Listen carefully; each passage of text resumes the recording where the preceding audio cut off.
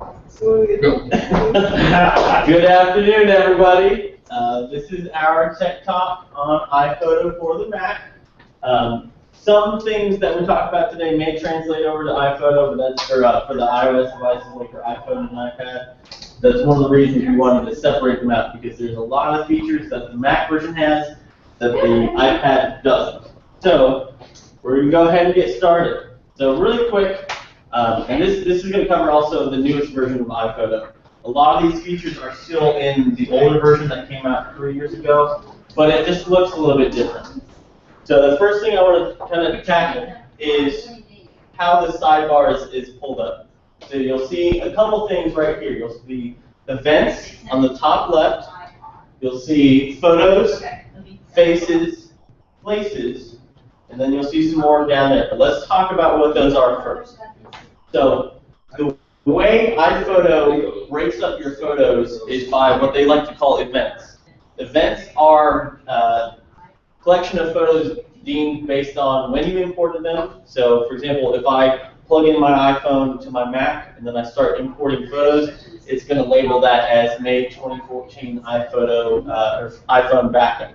If you pull them in from a digital camera, it's going to name them differently depending on where you took them and what date they were taken at. So for example, this event is currently untitled. You'll see right up on the top, got an untitled event. I think those photos I took, I just pulled from an email that I sent myself, so I can show you guys some pictures of my cats, and we can use those as a basis for today. So it doesn't have a title, but what it does have is a date stamp. So that was from April 1st to April 2014. So really, iPhoto builds its events based on when they were taken or when they were imported. So keep that in mind, because what that means is that if you have a photo that you took in 2011 and then you import it with a photo from 2014 from your iPhone, for example, it's going to try to differentiate those out based on the date. One thing to keep in mind, and this is the same with the iPad, right now this is how my photos are sorted with this event. You cannot change how those are sorted, unfortunately. So for example, if I wanted this picture of Firefly at the top of the event, you can't do that. Really, most photo programs don't even let you do that anymore. And there's not really a need to, because there's always something else you can do to reorganize. Because the idea is that iPhoto does all that organization for you. The next thing down you're going to see is photos. So I'll show you kind of what we look at when we go into events. This is what you see. So every event is a separate little block of time. So for example, this was from December, this was from February, this is from March, this is from April, and this was from late April. So these are all broken in separately. But if we click on the left on photos, I'm sorry, not faces, but photos, this is where you can actually get all of your photos that you have on your device and scroll through them so you can kind of see everything that you have. The purpose of this, and we'll kind of cover this in a second, is so that you can create albums. And those are something that you can actually create in any way that you want. Did you have a question, Andrea? How do you even get to Okay, yes, yeah, remember this is for the Mac. So, yeah, so we talked about that a little bit. So some of these will transfer over to the iPad, but most are going to be a little bit different. And we will cover iPhoto for the iPad again. A lot of people showed up for it, and a lot of people liked it, so we will cover it again, I promise. But really, this is going to be for people who have Macs at home and use that program to organize their photos. And this is one of the reasons that the iPhoto for Mac is a lot more featureful than the iPad version, because of these two things right here. So faces and places. This is what's really cool about iPhoto, is that if I go into faces here, let's say I take a picture of Brown, and I've got 10 pictures of Brown, I've got 10 pictures of Carl, and I've got 10 pictures of Andrea. What faces allows me to do is it allows me to tag that face, so I can tag Brown in 2 pictures. So I'll kind of show you what I'm talking about. This is Katie, my girlfriend. She probably doesn't want me showing you these pictures, but that's okay, because it's just embarrassing for her. I'm totally fine with it. But here, you see how it says unnamed? when I tap on this, I can change that to Katie or whatever I want to call her, and it also talks to your contacts. That's cool. That's the cool thing about Mac, is that all these programs are usually intertwined. So it's got Katie's entire contact information. So it's got her first, middle, and last name, and her email. So if I tag her with Katie Marie Woodby, here I can say continue to faces. And now, when I've tagged that photo, I can then go in, double click here, and this is another picture of Katie from Christmas. So you see here, this allows me to confirm that that's actually Katie. The advantage of this is, again, let's say I have a bunch of pictures of all of you, I can sort them out a couple times, and then from then on it learns. So it says, hey, this is clearly Brown, this is Harold, this is Andrea, this is Judy, this is Carl, and then this is Barry. So that way, instead of making albums, because a lot of people like to make albums based on who's in the photo. This cuts out that whole middleman, because now it does the album sorting for you. So now, when I go back in Faces, I've got my pictures of Katie right here, and then, let's say I have a picture of me, which I think I do. So let's go to Photos here, and I'll kind of show you what I'm talking about. So here, this is an untagged photo. So I can go to Info, and we'll cover this again in a little bit more specificity here in a second, but I'm just going to show you here. I can say, see how it's got one unnamed person. I can start typing Katie again, and then it immediately puts her in. It doesn't recognize that my face is actually a face, so I will add it as a face. And then what you do is you drag over this little box, and it does have facial recognition. So the cool thing about this is, the more times you say this is me, or this is whoever else is in the photo, it starts learning from that point on, so it will automatically sort any new photos you put in it. So if I have, and I'm not this vain, but let's say I had 20 pictures of myself, and then I added another 100, after the first 20, it'll recognize the next 100 as me.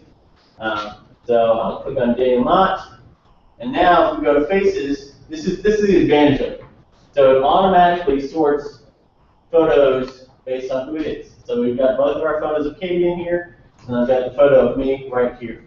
So it's just a faster way of making albums, because I read a report the other day that the two things that people sort photos by isn't date, or isn't, kind of summer vacation. It's either location, or it's by the person who's in them. So the person who's in them is obviously Faces, and iPhoto does that for you automatically. But it also does location, and this is where it gets really cool, because then we have this thing called Places. So, kind of look here. If you take a photo with your iPhone, or if you take it with your iPad, or certain cameras that have geotagging functionality, this is what's cool, because when I put in these photos, it will actually track where I took them. This is my house off Lowell Road, and this is the back of my house, this is the front of my house. So it tracks down to a couple feet where I took those photos, so that I can say, I'm going to click on this pin right here, and it's going to take me to that photo. So this is, again, on my back porch during one of our many snowstorms we had this year. And then if I go to this other picture, it's going to say that this was probably the Christmas tree photo, because that's near, yep, all these photos right here. So that's near the front end of my house. Okay, a question. Yes. So does that massive photos that you've got loaded on there, does that stay in the same position that it's loaded on, so that you can go back and refer to it? Absolutely. Okay, so that's always there. So, but when we create a file to put it in, and we slide the picture into the file, its duplicate is always It's still there. an iPhoto. Correct. It's still an iPhoto in that massive bank. Yep. So there's no way to sort that massive bank, except that you have it on twice. Well, yes and no, and we'll kind of cover that here in a second. Okay. But the idea of this is just to kind of, for the people who want to say, let's say you go around Europe and you take pictures in Barcelona, and you take pictures in London, and then you take pictures in, Madrid. and then it's Paris. It'll show you all those pictures that you've taken around the world. That's, for example, I can zoom out here, and if I had pictures over in Europe, it gives you literally a breadcrumb trail of where you've taken your photos. So it's just kind of a cool way to sort it. Again, it's not something that's necessary, but it's something that Apple has done based on all the market research they've kind of thrown out there about what people use to sort their photos. And they're pretty much right, because again, I read a New York Times article that said the same thing. Most people don't care about the date, they care about who's in the photos and who's associated with it, and then the place that they're associated with as well. So this kind of covers both of those bases. So, Judy had a good question that we're going to cover here in a second, but before we do, we're going to cover the last couple bits of items for what's on this left side here. And these are probably the most unimportant portion of iPhoto. You've got your the last known import, you've got the last 12 months, the flag, and the trash items. Flag, most people don't use anymore. I don't even use them anymore now that they've got faces in places and some of the other tools we'll talk about. Flag used to be a way that you can organize important photos. Nowadays, there's a lot of other more intelligent tools to do that, so we won't really cover that. But trash, anytime you delete a photo from iPhoto, it's going to go into your trash bin, and then from there, that's when you will go through and actually have to delete it again. So it stays in there for, I think, 6 months, and then it'll figure itself out. The shared iCloud, this is where it's really cool, because now that they've added this, what it allows you to do is, and this is where I get most of my photos, because Katie takes all the pictures. She shares an album of everything. So we've got an album for each of our cats, we've got an album for us, and then we've got an album for the places that we've been. So what she can do is she can share those albums with me, so I can access those photos whether I'm on my iPhone, whether I'm on my Mac, or my iPad. So that's one of the coolest things too, is it doesn't take up space on your device, it's just all in the cloud and you can access it wherever you have internet. So that's what shared does. I don't know if I've got, I don't have it turned on right now here, but normally if I did, you would see all my different cats, our photos that we've taken since we started the Pick a Day thing for 2014, and then the places that we've been thus far. So, now let's talk about the actual photos themselves. Now that we've talked about how iPhoto can organize them by itself, let's talk about what you can do with the photos. This is a great one. So we'll go into full screen mode here, and we're going to open this photo. Okay, that's Penelope. That's one of my cats. She's pretty large. She also sits like a person. But here's what's cool about iPhoto. iPhoto now has become kind of like Photoshop-like in a lot of ways, because it gives you a lot of powerful tools to be able to edit and manipulate your photos in any way that you want, without having, aside from cutting and things like that you can do with Photoshop. So if we go down here, we've got all of our tools on the bottom. You may not be able to see it too well, but we've got Info, Edit, Add to, and Share. Info is the first thing we want to talk about, because that's also a really important tool, because it gives you a lot of stuff about, a lot of details about the photos. So it'll tell you, if it can, to the best of its knowledge, it will tell you what device that photo was taken on. So mine was taken on the back camera of my iPhone 5S. Gives me the resolution of that photo, which is great if you're doing web content, because knowing the resolution of your photos is always important, because that way you know where it can fit, what you need to shrink down, what you need to crop, etc.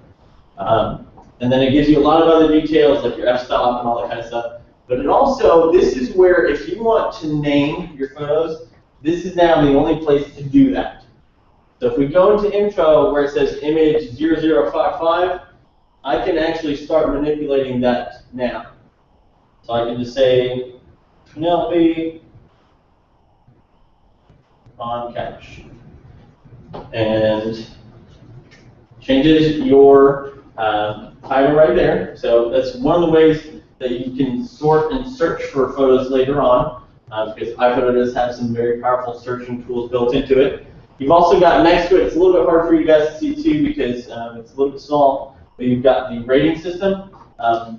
That is something that I've never used. I know a lot of photographers will use it to say, hey, if I take a lot of photos, this one's a 5-star, this one's a 4-star. I want to keep those, and then anything below a 3. They're evaluating the quality of your shots. Yeah.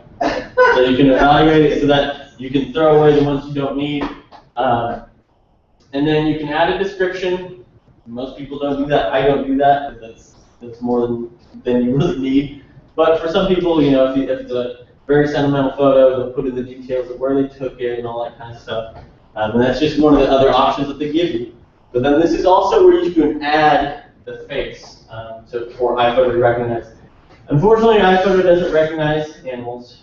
So any of the cats and dogs that you have, you can put them in here, and you can try to put a face on, but the recognition won't work. But if you did want to try to add a face to a photo that normally would, you click on that. You would drag out the bar to where the face generally is, like I did on my last photo, and then you would put the person's name where it says click to name. We're going to get rid of that. That cat looks like a person. Oh. If you chop the ears off. She has a black mustache. We always make fun of her too for that. But she is quite the person. So let me get rid of this really quick. Okay. So the other thing you're going to see down here is this is where you can actually add the location if it doesn't pull in the location automatically. So if you want to geotag your own photos, so you know where they were taken, you can straight through here. And then when we get into the fun stuff, we want to click on Edit.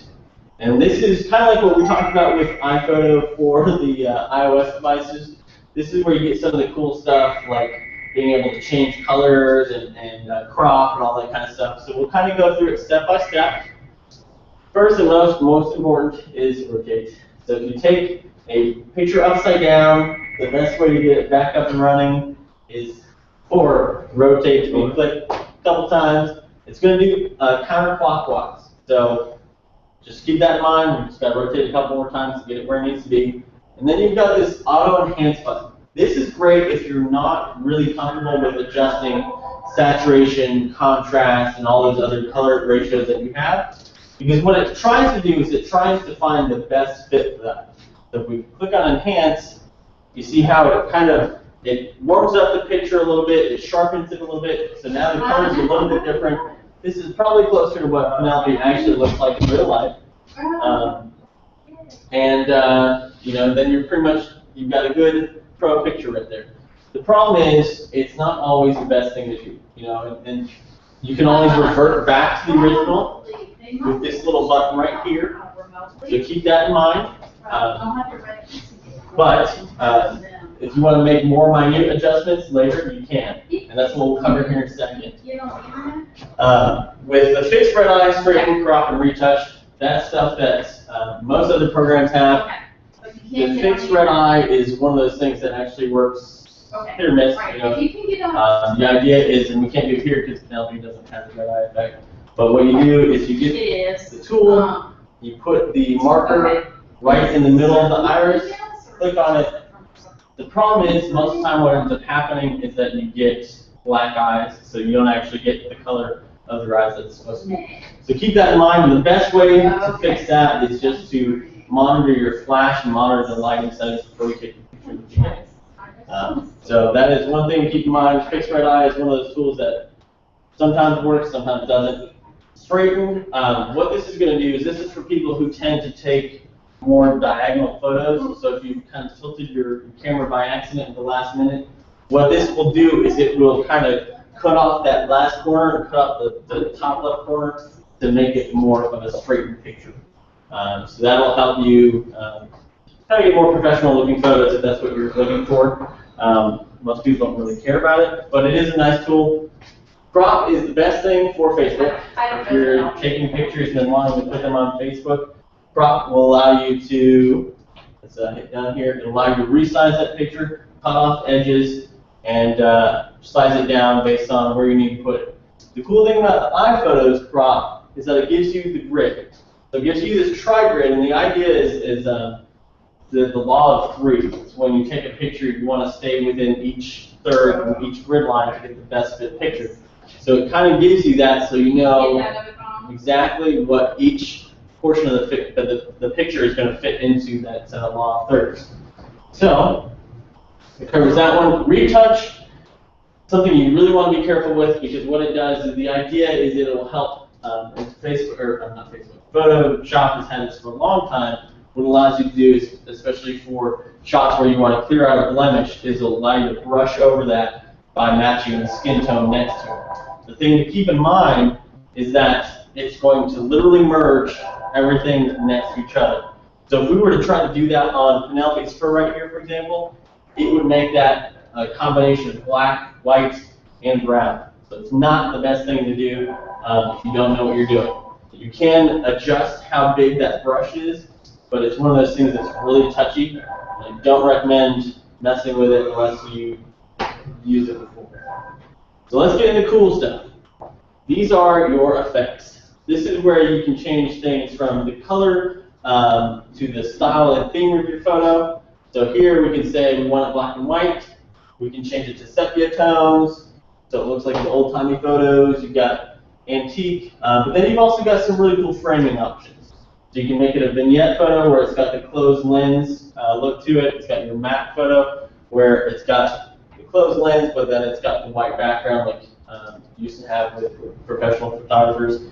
Then you've got edge blur, and then color boost is going to kind of just, what it does is actually over-saturates it and then drops it down. And then the fade, you're going to actually lose a lot of your colors. So let's go back to the original so you can kind of see. So this is the original. This is what fade does. It takes out a lot of that pop of your photo.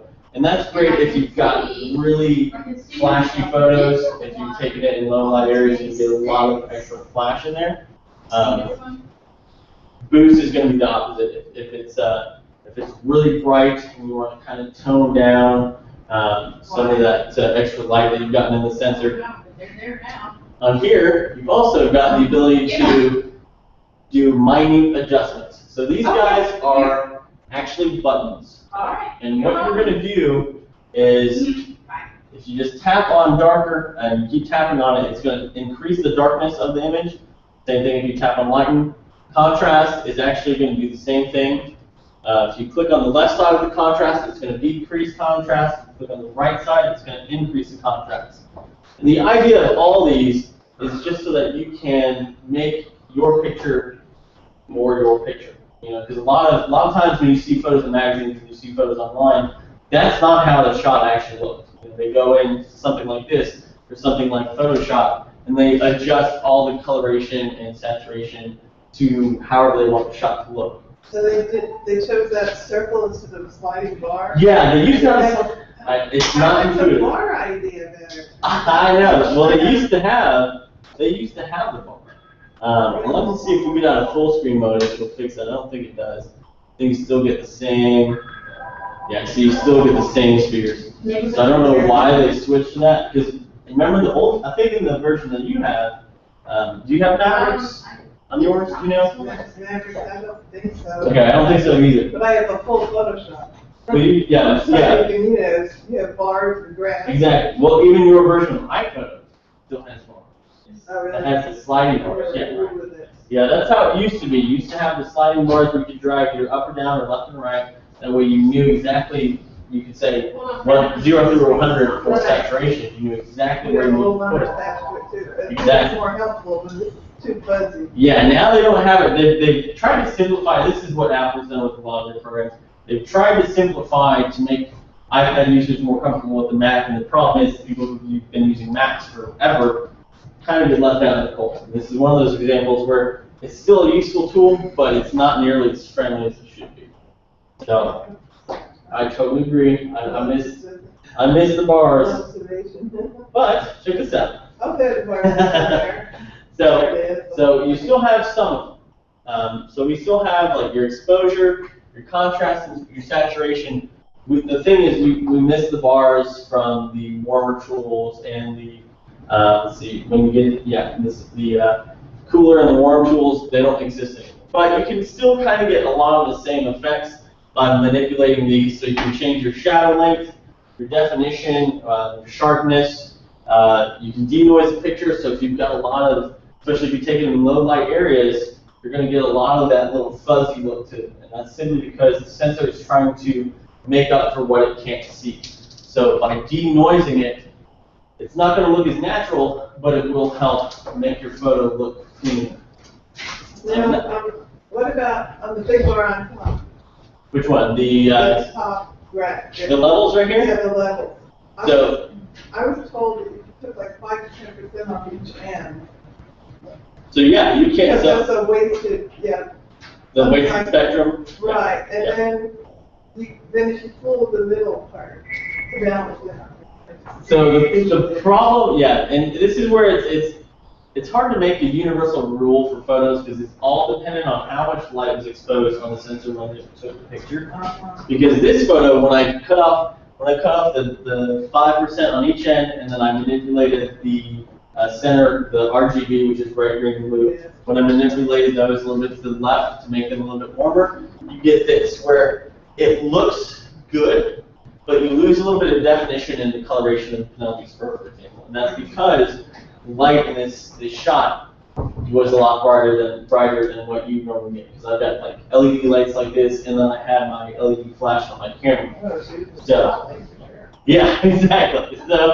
So you kind of gotta be careful about it. And this is where it's cool because you always have the revert to original button. So you can play around. It's not like Photoshop, the newer versions where it will save and auto save over versions. You can always go back to it and mess around with it, play around with the settings. And you can't really make a universal rule because it's going to be different. But that is a good kind of starting block if you want to cut off the top 5 and the bottom 5% of the RGB spectrum and then move it a little bit. Yeah. You know, so if we move it to the right, again, it gets really dark. But if we move it more to the left, the colors become really saturated. So if you do it just a little bit at a time, then you can kind of see more along the lines of what you want the photo to look like. Okay. So these are the editing tools. There's a lot to them, and we kind of brushed through them because there's a lot to cover in here. So this is one of those things where if you have questions, feel free to ask. And as always, especially driving with your iMac, you can always bring that in, and we can do this as a one-to-one. These tech talks are great, kind of one-up and kind of a starting course. But when you want the more finite details, you can always come in for the one-to-one. So we're going to move on from the effects here and go into the attitude. And this is where what Judy was talking about with being able to sort albums or sort photos yourself. So the one way that you still have the ability to sort, let's say I've got a picture of my brother, then I've got a picture of my mom, then I've got a picture or a set of pictures of my dad. It's great that I can put them in faces, and it's great that I can face that around places. But let's say I do want to actually create an album just of them, of all of them together. So this is where this is great because this Add To button lets us add any of these photos into a specific album that we create. So if I hit album and hit new album, I can then name this album, like I'm going to name it Cats, and then I'll show you guys what we'll do. We'll name it Cats, we're going to go back into photos here, and then I'm going to select these other photos. I think they're laughing about the Cats photos that I've been focusing on Tech Talks. The reason I did, by the way, is because I got in trouble with Katie when I kept showing off pictures of her. She was embarrassed. So now that we've selected all 4 of these, we can then go into Add To, and then I can add them into Cats album. So is that kind of what you were talking about earlier, with being able to sort them? Yeah, I knew that, but then I was wondering, they're still remaining in the original file that you put them in. Yeah, and this is what I had a client come in the other day with that same question. So what happens if we delete one of these photos from events or photos? It's going to remove it from the album. So albums are a great way to sort based on how you actually want to. You get a little bit of freedom in iPhoto, but they're not a place to store your photos. Your photos will always be in that big events and photos library that Apple wants you to stay in. there are a lot of advantages of that, especially in terms of reading and writing speed. But the bad thing is, let's say I'm looking at this picture in Photos. This one right here. If I delete this one here, it's going to delete it in the Cats album that I just made. So it's the master file. So it's a master file, yeah. So the way it's what's called a symbolic link. The albums are really just a symbolic link to your original library of photos from iPhoto.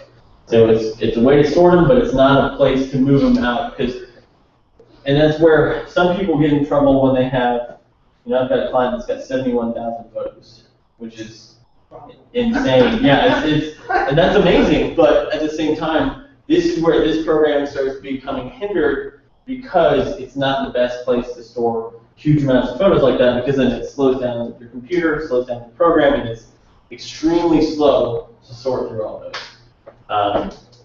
So keep that in mind when you start taking 71,000 photos.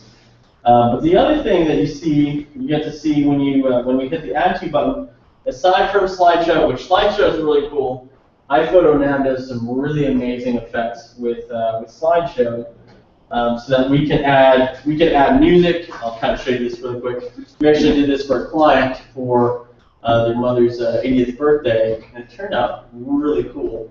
But if we hit Add To and we add this one to Slideshow, I'll kind of show you what happens here. So when we go back to the Slideshow, here's what's great. So right down here, you've got a lot of tools where you can change the theme. You can even put your own music in there. But each theme has different effects to it. So let's say we want to do scrapbook. I'll just kind of give you a quick preview of what this is going to do. So if we hit play, it's going to give you some Toy Story music. And then it's going to... So they have already programmed music in. Exactly. But you can still add your own. Right. It's actually kind of perfect. So the first time I saw this was at a funeral, you know. Oh. Maybe not Just reading up, and the person's life is pictured with music and everything. Yeah. It's like, oh my goodness. But moving on from the horrible association there, you can add your own music though. So if you want to put this at somebody's funeral and make some really sad music, you can. That's what they do. Yeah. So yeah, we can hit music, and this is where it's cool because you've already got some pre-built music that they put in there. But then if you want to add your own music from your iTunes library, you can. So for example, what we did was we built a slideshow around the idea that the mother was a spy because she's traveled all around the world. So we put spy music in there, and then we had the theme where it's around the world and all that kind of stuff. So there's a lot of cool things that you can do with the slideshow function. So how many photos did you put in something like that? Oh gosh, it was an hour-long presentation, and I think we had 400 or 500 photos.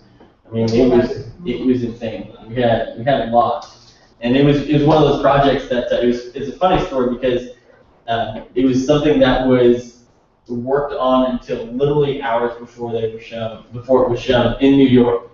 So it was. You were just up there. We sent it in Dropbox, yeah. So and that took forever. Never ever send a huge file in Dropbox because it was a 5 gig file, and it took 12 hours or something like that. So it was crazy, but that's about the only way you could do it, right? That's the only way we could do it because he had already left.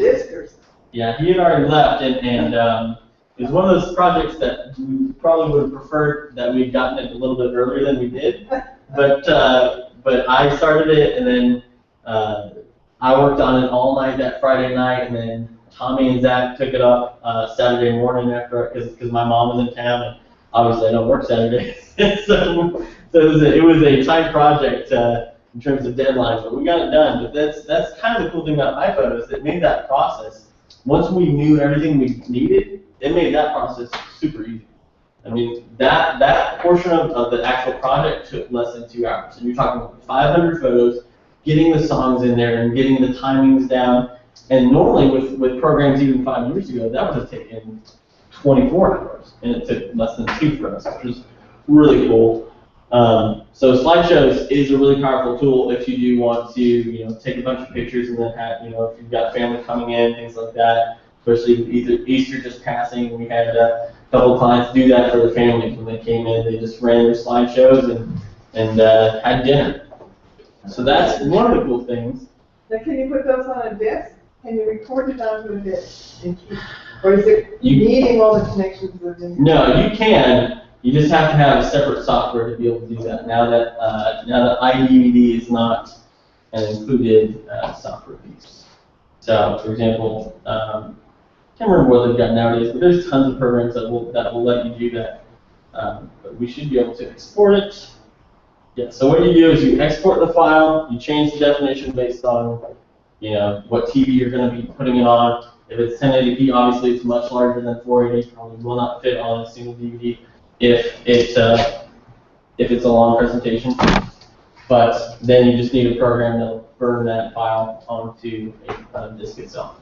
So that's something that we can find for you. That's okay. Because I can't remember, we used something, but we did eventually make discs for everybody. And the disc will be good for the next 3 days, and then I'll change all the formatting. Yeah, exactly. And that's kind of the cool thing about the digital format is that it's going to stay static? It's always going to be expanded on. So right now 1080p is kind of the high definition standard. In 3 years it's going to be 4K, and then beyond that it's going to be 8K, and then whatever else. But QuickTime. Do what? We'll be in the holograms by then. Yeah, hopefully. But in general, MP4s, whether they're standard def or whatever, they've been around for 8 years, and it's still the same file format. The codes have changed, and how it's compressed and written has changed. But if I've got a video file from 10 years ago, I can still open it up today, and that's kind of one of the advantages of digital versus a physical medium. You don't have as much that kind of goes out of the way, what's the word I'm looking for? Rotation. You don't have VHSs anymore. You don't have Betamaxes anymore. You don't have DVDs or even going out of the way of computers. Apple's kind of started that trend, and within 2 years you probably won't have a disk drive in most laptops. So even DVDs and eventually even Blu-rays are going to be out the door. So digital formats. But meanwhile, the Surface has put the ability to move from one to another. They kept the flash drive. Flash, yeah. So that's digital too. It's just not a disk. Exactly. So, what about characters like your age and younger that have all this music on CDs and stuff like that? You're going to want to be able to share those discs. Yeah, and that's one of those things. They give you the tools now to be able to digitize that stuff, and it's one of those things that kind of have to do it when you can, because I still buy CDs. But what I have to then do to be able to get it on my iPad or my iPhone or whatever is I have to put that disc in an external disk drive, because my iMac is one that came out a year ago and it does not have a disk drive. So I have to plug that in, put that into my CD drive, and load it into the computer, and then load it on those devices. So it's a really cumbersome process. There's one of those things now that it's so much easier to buy it digitally to begin with, that's why I think a lot of people are doing that anyway. But I'm not in that mode yet. I know. A lot of people. Physicality or something. And it's the ownership things. Yeah. Yeah, I paid a lot of money for those things. Have you had enough number of dollars in that case on the wall? Oh, yeah, the one you got. It's a lot of fortune. You should see mine. And Tommy will tell you, between the games and movies and CDs that I have, I can't tell you how much physical formatting that I have. But unfortunately, it's kind of going the way of the dodo bird. But until it does, you can still put this on DVDs and stuff like that. And this is the other really cool thing while we're on physical media, is while we mentioned books, and this is one of the things that I know myself and a lot of us here still like to do. I had a client come in over the Christmas break because her son was coming back from a trip around the world, and she made a photo book for him. And it was on PC, and she had to get all this extra software and kind of jump through hoops to be able to do it. This is one of the cool things about iPhoto, is that, again, if I select a bunch of photos and I go add to book, I can create my own photo book directly through iPhoto. Okay, I was wondering about that too. Yeah, so I know there's extra programs or people telling you, yeah. The pre-formatted, you just slide the pictures in. Exactly. But you can do your own. You can do your own based on these themes, and you can still customize quite a bit in terms of the looks. You know, you can change the theme of the color here of the paper. So, for example, this theme has the photo as the main focus, and then you've got the border line right here. And then you can change that color. You can change. And then this is the layout from here. So it shows you, so you've got all the image placeholders right here. You can drag your photos in there in any order, in any function that you want to make the best photo book that you want. Here's what's cool, because Apple used to have an app called Cards. And I loved it because I don't really buy cards. I'd rather make my own cards and then write my own personal message. And so Cards, what that let you do is it let you take a picture or a couple pictures, put it in a card, write your own personal message, and then they would print it on some of the best like Egyptian cotton paper. It's amazing. And it was only like $2 or $3.99, so it wasn't more than a Hallmark card, and then they would send it off. This is kind of the idea here. They will, you build a book, and then you do have to buy it because they will print it off on some of the best semi-gloss photo paper I've ever seen. And then they will either send it to you or whoever you're trying to build it for. And it's just, I mean, it's amazing. So much is a book without that many pages. Let's find out. But essentially you're uploading it to the vendor. Yeah, so you upload it to Apple, and I'm pretty sure it's a flat fee. Okay, so yeah, for 20 pages, it's $35.98, which actually, compared to most places that do this same thing, that's pretty comfortable. It's actually a little bit cheaper by about $15 than what the other client that I was talking about earlier spent. And I can guarantee you that this is much better paper than they use. So that's one of the really cool things about Apple that they do with iPhoto is that they give you the tools to be able to, hello. Hey, how are you? I'm doing great. This is our iPhoto for Mac Tech Talk. Uh-oh. Do you want to join in on the end of it, or do you want to hang out for a second? We hang out. Okay, if you want to, oh, well, we don't have any seats over there. If you want to just hang out on the bar. Pretty glad to listen. Sorry. You're fine. How you doing, Deborah? Good, I'm doing good. I feel like I just walked in. Sorry. No, it's fine.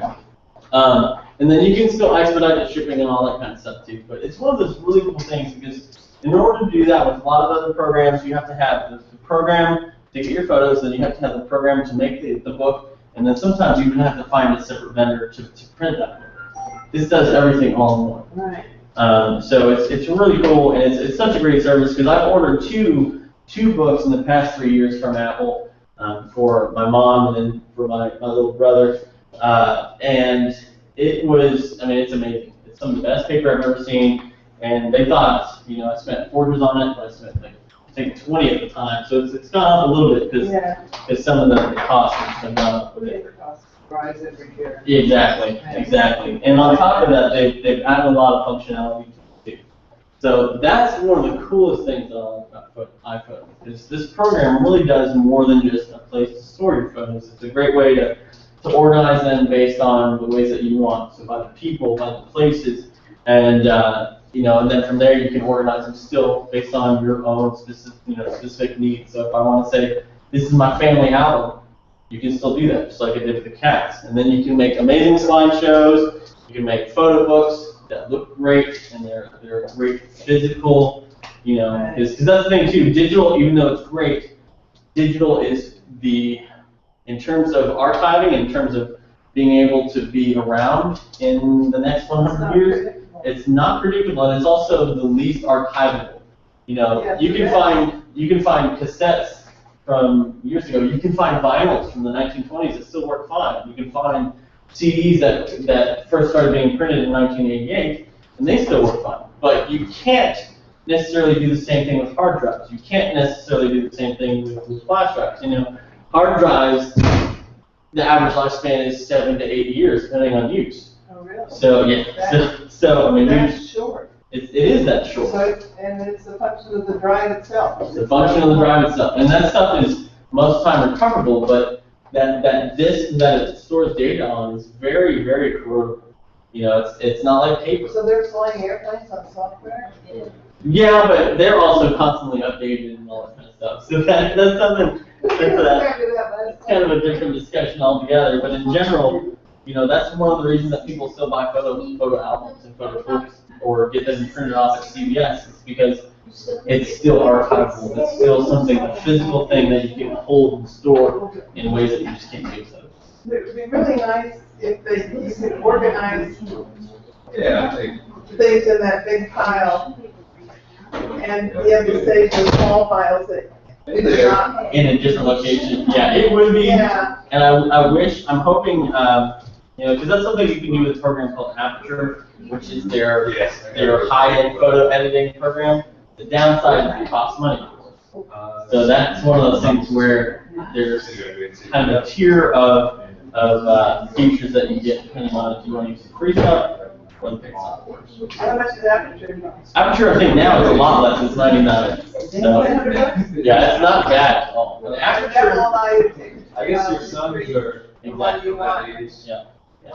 And the thing to keep in mind about Aperture is a lot of people, I remember when I worked at Apple, a lot of people ask, well, why should I get Aperture and not Photoshop, or why do I get Photoshop? And, you know, the thing is, they're two totally different things. You know, Photoshop is very deconstructive. The idea is that you can do those constructive edits and things like that, but in general, it's about layering, it's about pulling off elements of a photo and merging them with another. Aperture is strictly construction. So what that means is that you can't do any of that stuff, which some people may view as the downside, but it's all about how you make your photos look. It's all about editing the saturation and things like that 10 times what you can do in iPhoto. I mean, you get every single little That's step. not too much, but with the idea of being able to break it apart and save it in pieces, I think would be The best part of it. Yeah. And absolutely. I mean, that's what a lot of people end up getting it for. And that's something that we can do if anybody has interest. You can always do like an Aperture Tech Talk as well. So, yeah. Well, guys, that was my Tech Talk today. Does anybody have any questions? I know this was kind of this was something new we did. You know, normally we do iPhoto and stuff like that for iPads, and it's easier to carry around, and we do a lot of the getting started with those devices. But we wanted to just kind of start branching out and doing some of the programs that we really love, and you know, we'll cover some of the same stuff for Windows as well, for applicable applications when we can. Now, what about the cloud? This is all in relation to the cloud. Yeah. How do we? don't protect on. How does that work? Yeah. So. Is the whole pile in the cloud, or can we put pieces in the cloud? So this is why Mac users that have iCloud really have it the best, because you know with Windows, you have the iCloud control panel, which can work sometimes, and sometimes it doesn't. With iPhoto for Mac, what's cool is PhotoStream will only allow you to store 1,000 photos at a time, and then from there it starts cutting out based on time. The cool thing about iPhoto is every single time you open up the program on your Mac, and you're connected to Wi-Fi or connected to the internet somehow, it will pull the most recent photos from PhotoStream, so it'll say like March 2014 PhotoStream or April 2014 PhotoStream, and it will store a local copy for you. So what that means is it will download that from the cloud and put it on the hard drive for you. So even if you lose those photos on your phone, on your iPhone or your iPad, you always have them on your Mac. So there's always a way. You just open, like I just open up iPhoto once a month, and it downloads that photo stream for me, and I have a local backup. And it doesn't work. So that's how iCloud kind of interacts with the Mac version of iPhone. Exactly. Exactly. Does anybody else have any other questions? No? They know everything, this is talking. Well, how was it, guys? Was it interesting enough, or? I'm still not certain if all of this fits in and works on or it conducts with iMac, iPad, iPhone. This one is specifically, and this is why I mentioned it in the Tech Talk subject and the invite and everything. This one is specifically for the Mac. We did the iPhoto for the iPad when I think you were on vacation. So that's why some of this, and the reason we don't use one, and I tried to originally, and then I diverged it because iPhoto for the iPad and the Photos app for the iPad is completely different than iPhoto for the Mac, because there's a lot more that you can do with this, and there's a lot more that this has in general. There's just a lot more. They're almost like two different pieces, really. So that's why we didn't. How many different series of these? It's just easier. Of tech Well, we used to rotate 8 out, and it was, getting started with the app and getting started with the iPad, going further with each of those devices. Like every day, and then we did one for Windows and things like that. But as we go forward, we kind of want to, the reason I did this to begin with was because I had about 20 people say, hey, I want to start learning about iPhoto. I want to start learning about this. So what we're doing from here on out is we're taking feedback from all of you guys, and you tell us what you want to learn, and then if there's enough people that want to learn that specific item, then we build a tech talk. So right now, kind of an infinite number. I want to keep it down so we can rotate them out, because I've already got a whole group of people wanting to do another getting started with the iPad. But in general, what we want to do is we want to build the base state and build up off on that, so that we can kind of bring some more variety in there too. So, Carol. So that's our tech talk for the day. Some of us are dumb enough to cut every time. Well, thank you guys for coming by, and if you have any questions, as always, feel free to let us know. I'm going to stop this over here.